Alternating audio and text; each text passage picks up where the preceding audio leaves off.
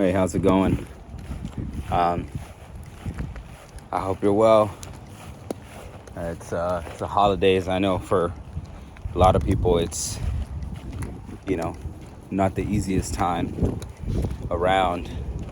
Um,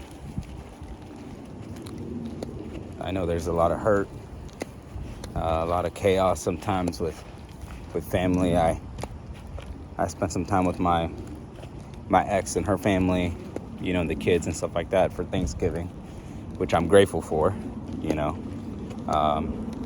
Thankfully, it was her mother's idea, which is great.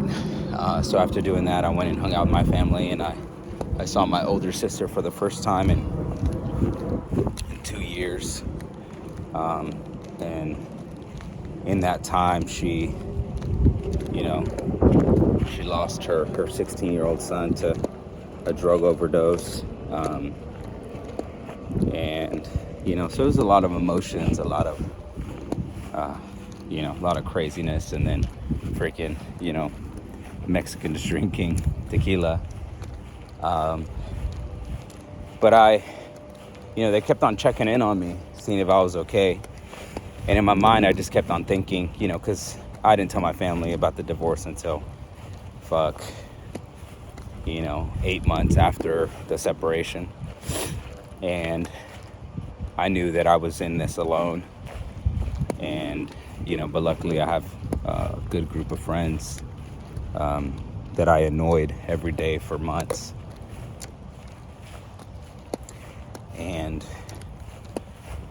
I just kept on thinking to myself that, man, I kept on thinking when they were asking if I was all right, I just kept on thinking no one's coming to save me. It's all on me to figure this shit out, which has been like that my whole life. I don't know if it's because I'm a man. I know a lot of it is due to that. If you're a man, no one's coming to help you. No one's coming to save you unless you're very fortunate and, have parents that can. But I was thinking how far I've come, even in the last, 6 months, especially a year.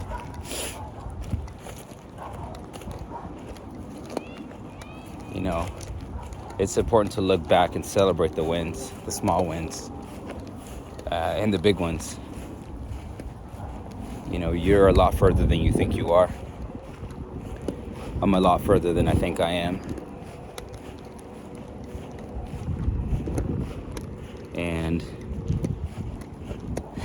it's when we are backed up against a corner that we get creative and our survival instinct kicks in. The thing that I think that has us really crippled is our comfort.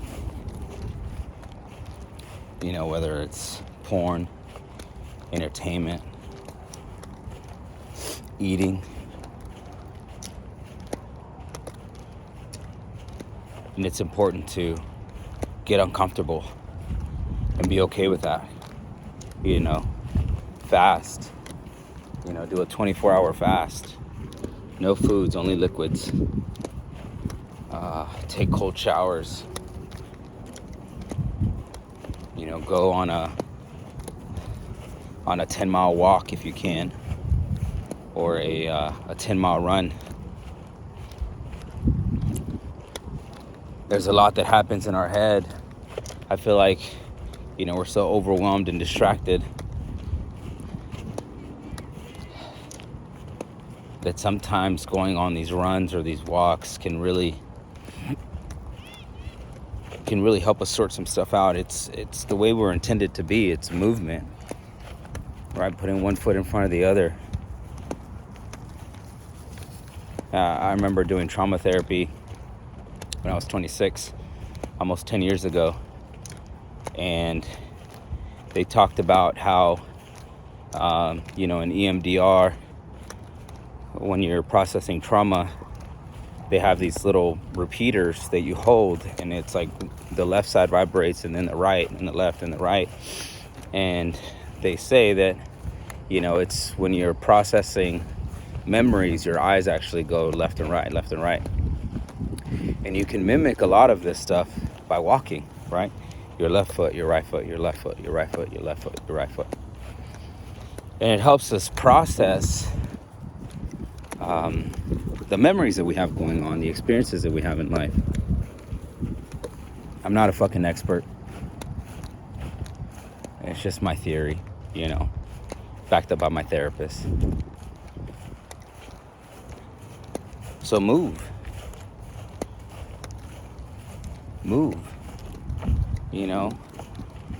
You're complaining about the shit that you got going on.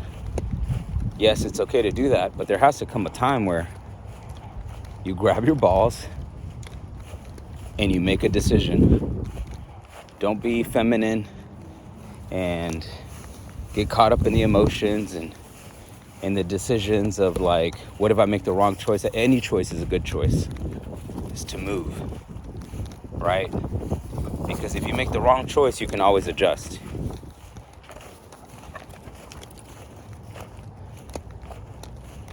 We're not going to get to where we want to go unless we process where we came from and we take steps in the direction we want to go. Even though we have no idea what direction we want to go, movement reveals it.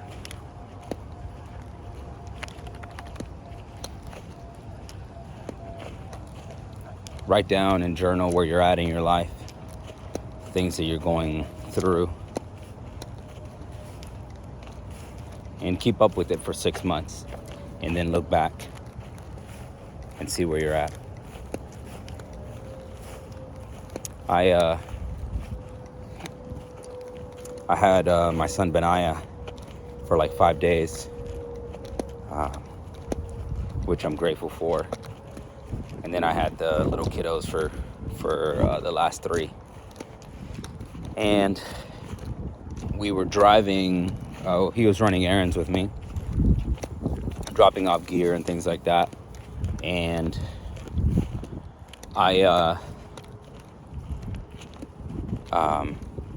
we were driving, and this car pulls up next to us. It's this young black man. And he's like, look, man, I'm not from Houston.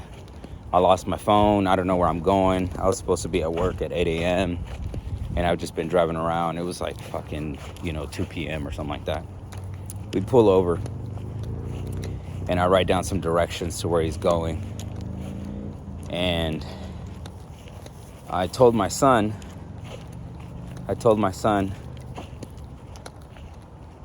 that if he ever finds himself in situations like that, I want him to know how to prevent them, one. But I want my kids to know that they can always come home. They can always come home. It's probably not wise for me to be in this home and spend all this money on it, but we've been living on this trip for 10 years. And I remember this man saying on YouTube, he says, as a man, if you don't fight for what's yours, whether it's your property, whether it's your family, whether it's your finances, pretty soon it belongs to someone else. And I just refuse to allow this home to become someone else's home. Maybe I'm emotionally tied to it or whatever, but I want my kids to come back and always know they have a place. And my son told me, he said, Dad, I know I can tell you everything. I told you about my girlfriends.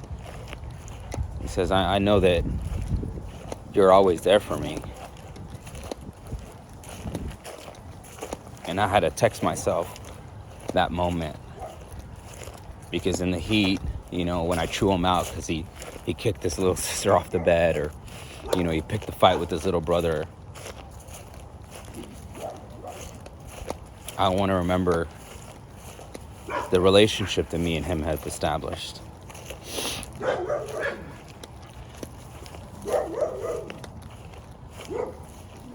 And I thought me and him were in a completely different place.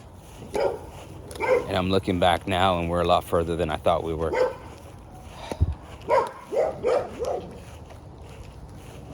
And that's what gives me strength to keep making the sacrifices, to keep,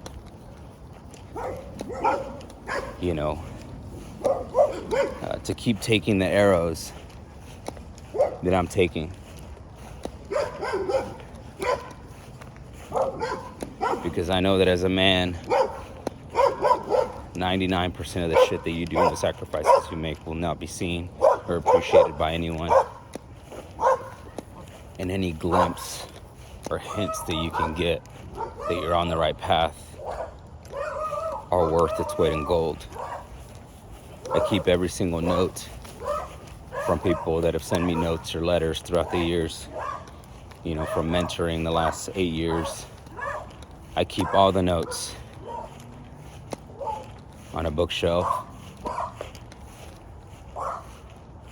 because that's what it's about when it gets dark, when it gets low.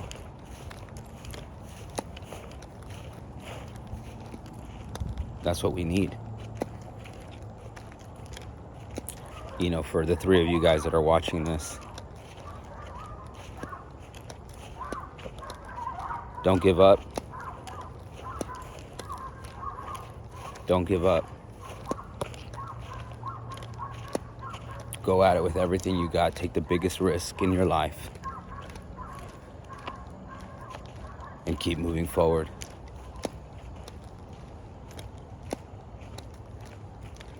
The goal is just to outlast the hard times, the dark times, the lonely times. And it's been over a year since the separation, and I was sitting in my room today for like 10-15 minutes. And it's like for the first time I finally felt okay. Like I'm okay being alone. I'm okay being here. I'm getting a little frustrated and antsy. I want to reach a lot of my goals.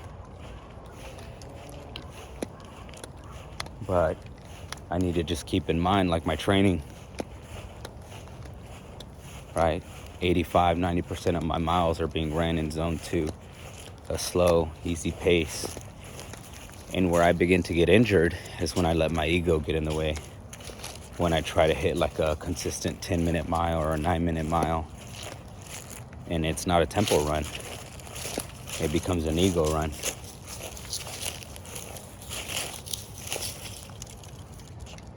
Don't let your ego get in the way. You're a lot further than you think you are. Pace yourself. Do something hard. Do something that's uncomfortable. You'll be all right, bro. You'll be all right. I know it. You're a man. And if you look at your history, so many men had a sacrifice for you to be here. Don't let them down. You got this.